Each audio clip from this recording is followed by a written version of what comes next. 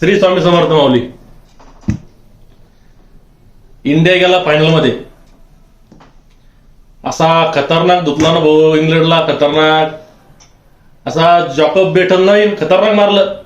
पण काय करा इंडियाने बी खतरनाक मारलं. आपला संजू बाबाना 87 रन काढून वन साइड मॅच काढली.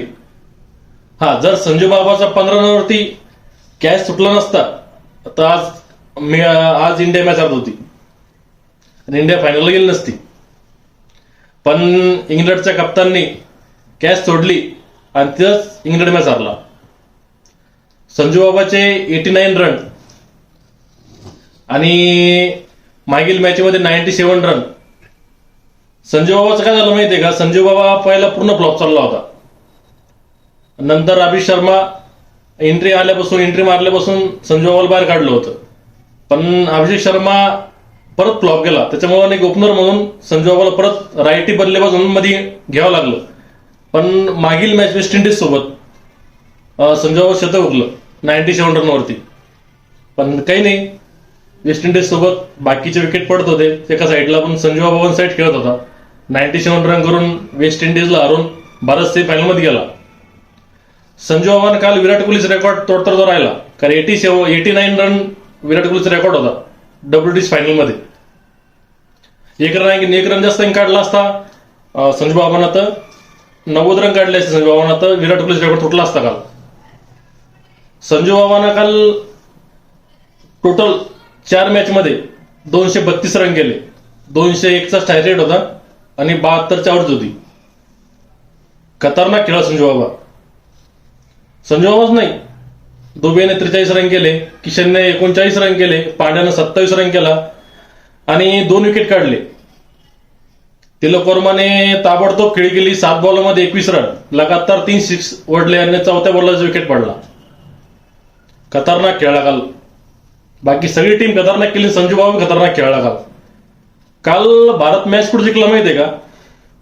अक्षर पटेलने जी विल जॅकची कॅच पकडली, म्हणजे विल जॅकची कॅच अक्षर पटेलने पकडली नाही, बाउंड्रीवरती होता, ती 6 जाणार होता, पण त्याने बॉल बाहेर फेकला तो आणि दुबेने कॅच पकडली. तिथेच मॅच जिंकली होती भारत. नंतर बुमराने 18व्या ओव्हरमध्ये फक्त 6 रन दिले. फक्त 6 रन. तेव्हाच कळलं की भारत मॅच जिंकन. आणि 19 ओव्हरमध्ये जॉकब बेतल आउट झाला. जेव्हा 19 ओव्हरमध्ये हार्दिक पांड्या ग्राउंडवरती लास्ट, जेव्हा हार्दिक पांड्यानं जॉकब बेतलनं जेव्हा बॅट्स घुमवला आणि डायरेक्टली हातामध्ये गेला पंचा हार्दिक पांड्याच्या, तर डायरेक्टली बॉल फेकला संजू सॅमसनकडे. डायरेक्ट विकेट किपरिंग केली त्याला. डायरेक्ट आउट का जॉकब बेतल डायरेक्ट ग्राउंडच्या बाहेर. तेव्हा त्याला लागत होते बघा इंग्लंडला 15 बॉलमध्ये 45 रन. तुम्हाला एक मॅच आठवली असेल विराट कोहलीची पाकिस्तान विरुद्ध. त्या 14 बॉलमध्ये 15 बॉलमध्ये 48 रन होते. 18 बॉलमध्ये 48 रन त्या विराट कोहलीने कव्हर केले. ते मला वाटतं जॉकब बेतल होता ते कव्हर करतील, पण त्याचा रनआउट झाल्यामुळे तो बाहेर गेला. तरी पण जोफ्रा आर्चरने 3 सिक्स मारून मॅच कव्हर केली.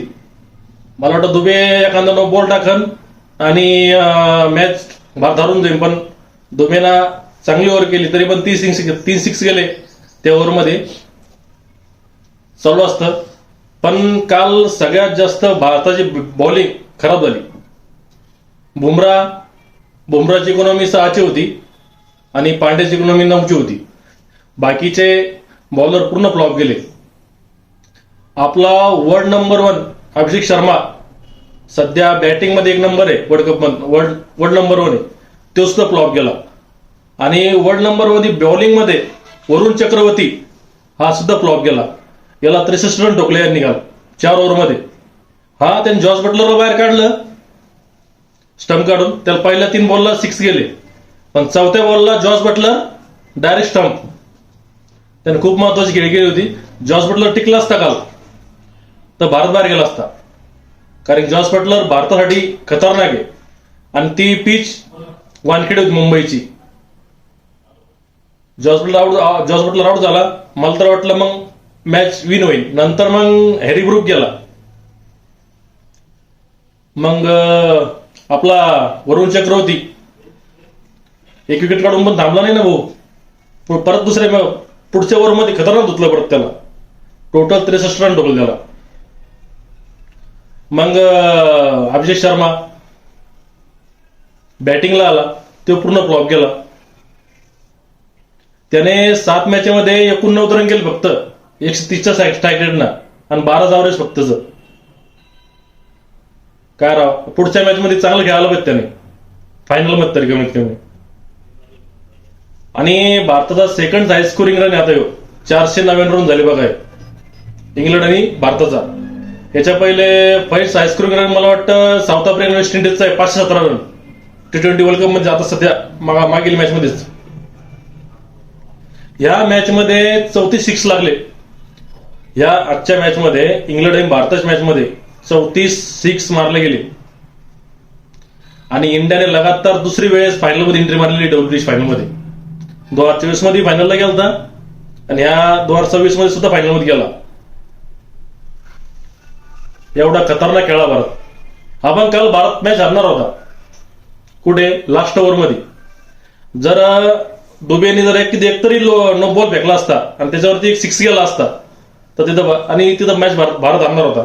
कारण की फक्त त्यांनी 7 रनांनी भारताने मॅच जिंकलेली. फक्त भारताने रन केले ते 253 रन, त्याला करणं 254 रन आणि त्यांची टीम 246 वरती थांबली.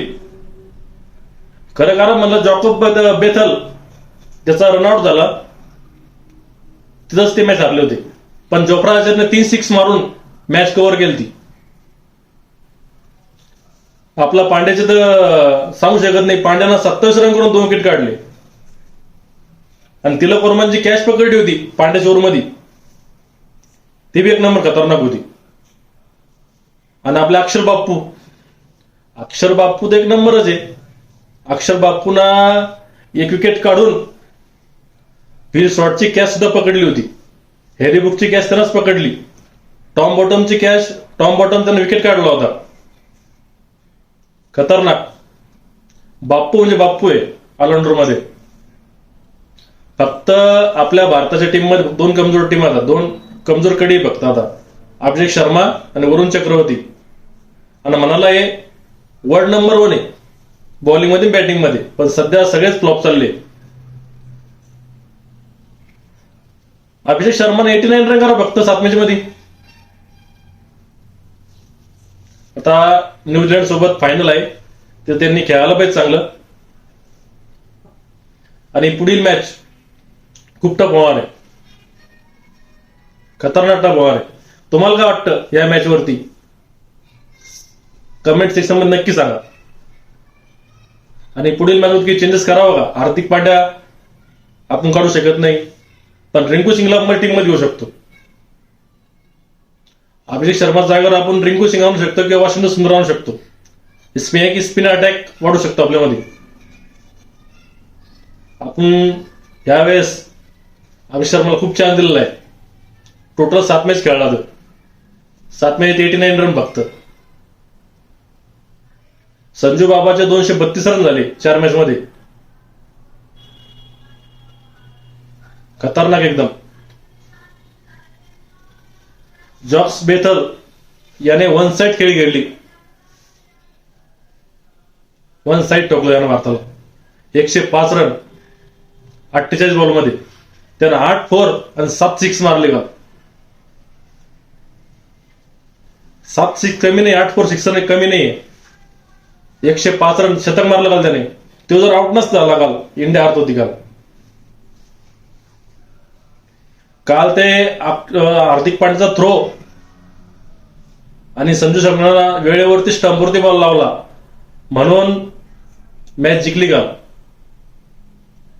आणि बुमराची 18वी ओव्हर 6 रन. या गोष्टीमुळे भारत जिंकला काल. आणि काल भारताच्या फिल्डिंग मध्ये काही चूक झाली नाही, पण फक्त बॉलिंग मध्ये खूप चुका झाल्या. चलो अभी 8 तारीख को फाइनल है. 8 तारीख को फाइनल देखेंगे. पण अहमदाबादच्या पिच वरती आणखी भारत जिंकली नाही. 2दा मॅच हरला इथं, फायनलला सेमीफायनलला. एकदा रोहित शर्मा कप्तान होता, आता सूर्या कप्तान आहे. शक्यता कमी भारत जिंकायची, पण आपण भारतासोबत कायम सोबत आहे. बेस्ट ऑफ लक भारताला. धन्यवाद. श्री स्वामी समर्थ माऊली.